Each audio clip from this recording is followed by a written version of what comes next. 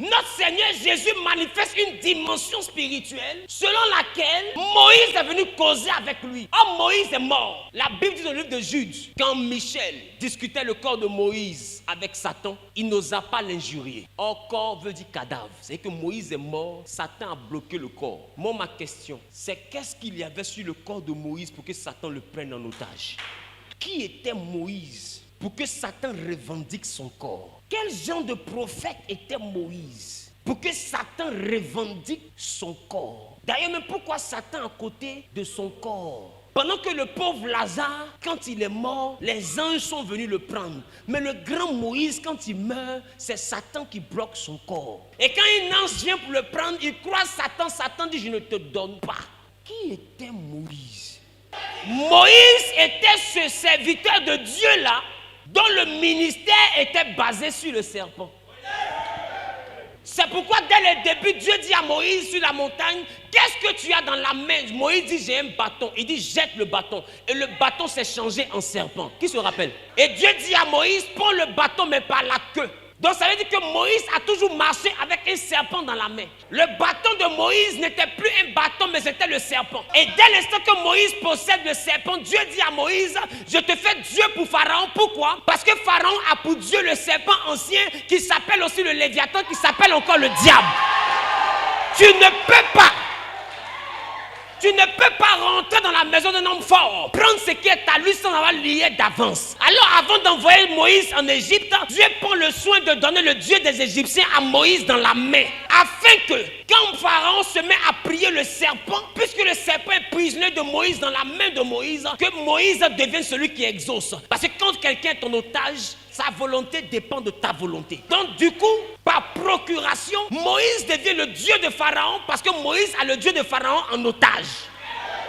C'est pourquoi le premier miracle de Moïse était de jeter le bâton devant Pharaon. Pour que Pharaon puisse reconnaître que son bâton a été pris en otage. Mais bizarrement, les magiciens de Pharaon n'ayant pas le discernement vont aussi jeter leur bâton. Et on va remarquer que le bâton de Moïse va manger les autres petits bâtons. Pourquoi? Parce que les petits bâtons sont nés de lui-même qui est le grand bâton.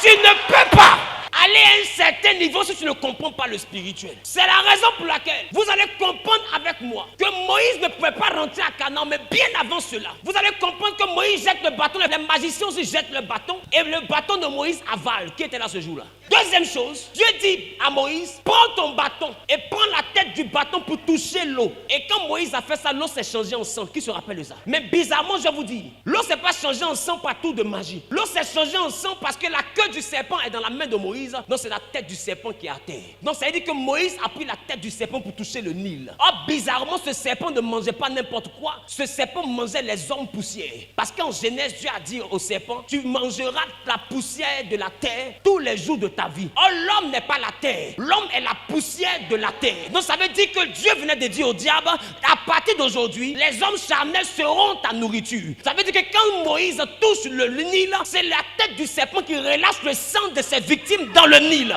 Les magiciens de Pharaon aussi arrivent à reproduire cela. Mais bizarrement, quand ils sortent de l'Égypte, Dieu dit à Moïse, fends la mer toi-même. Dieu n'a pas dit qu'il allait fendre la mer pour Moïse. Mais Dieu dit à Moïse, tends ta verge sur la mer et fends-la. Comment est-ce que Moïse peut fendre la mer? Moïse n'a pas fendu la mer, bien aimé. Moïse a présenté le bâton à la mer. Et la mer s'est fendue. Parce que Apocalypse dit qu'il y a une prostituée qui est établie sur les grandes eaux. Et la plus grande eau s'appelle la mer.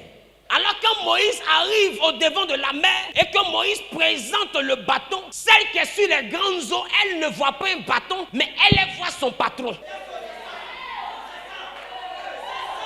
Alors elle est obligée de laisser Moïse passer parce que ce n'est pas n'importe qui est en otage. C'est le patron de tous les démons. Non, je ne sais pas si je parle à quelqu'un.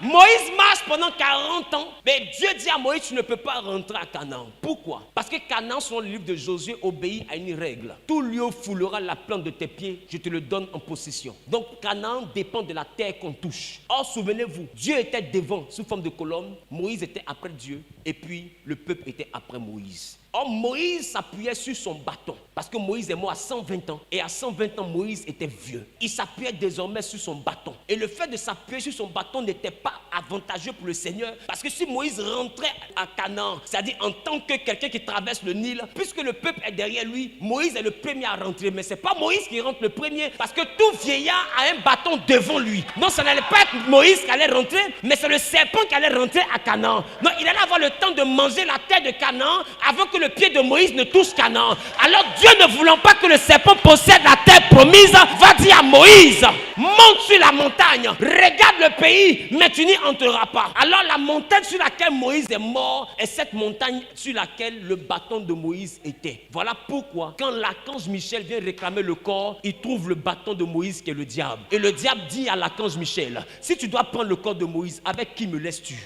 Avec qui?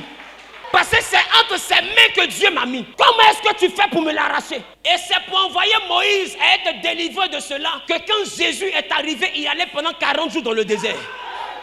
Parce que Moïse a fait 40 ans de marche. Il méritait de rentrer à Canaan. Ce n'était pas la colère, mais c'était le bâton qui l'a disqualifié. Alors il fallait que quelqu'un vienne le délivrer du bâton. Comme Michel a échoué devant le bâton, alors Dieu va se faire chair et lui-même va aller rencontrer le bâton. Et bizarrement, vous allez remarquer que c'est au 40e jour que Jésus rencontre le diable. Parce que c'était la distance légale entre l'Égypte et Canaan. Il devait faire 40 jours au départ. Qui se rappelle? Mais comme ils ont murmuré, Dieu a rendu 140 ans. Or Jésus, qui a fait ses 40 jours, il n'a pas murmuré. Voilà pourquoi en 40 jours juste, il est arrivé là où eux ils sont arrivés après 40 ans. Et quand il arrive là, au moment pile, il tombe sur le bâton de Moïse, parce que c'est à cette période que Moïse était mort. Donc quand il rencontre le bâton de Moïse, il a la victoire sur le bâton de Moïse et le diable se retire. Moïse est libre. Quand Jésus rentre à la terre promise pour aller rendre son ministère, plus tard, Moïse maintenant a le privilège de rentrer maintenant à Canaan parce qu'il a été libéré.